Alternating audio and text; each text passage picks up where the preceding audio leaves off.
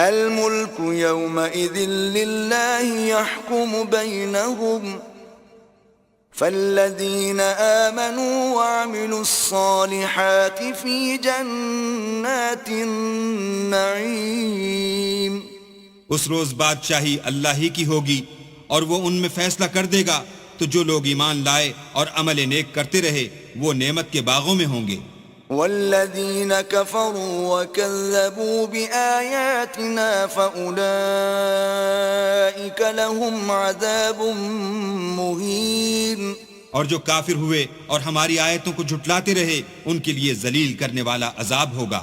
والذین هاجروا فی سبیل اللہ ثم قتلوا او ماتوا لیرزقنهم اللہ رزقا حسنا وَإِنَّ اللَّهَ لَهُوَ خَيْرُ الرَّازِقِينَ.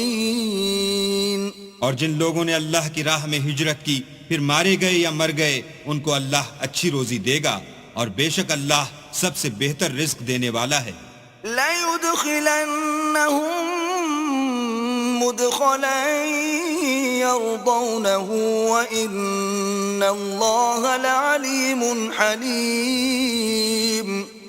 وہ ان کو ایسے مقام میں داخل کرے گا جسے وہ پسند کریں گے، اور اللہ تو جاننے والا اور بردبار ہے. ذَلِكَ وَمَنْ عَاقَبَ بِمِثْلِ مَا عُوقِبَ بِهِ ثُمَّ بُغِيَ عَلَيْهِ لَيَنصُرَنَّهُ اللَّهُ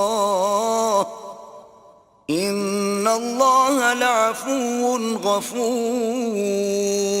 یہ بات اللہ کے ہاں ٹھہر چکی ہے، اور جو شخص کسی کو اتنی ہی ایذا دے جتنی ایذا اس کو دی گئی، پھر اس شخص پر زیادتی کی جائے تو اللہ اس کی مدد کرے گا. بے شک اللہ معاف کرنے والا اور بخشنے والا ہے.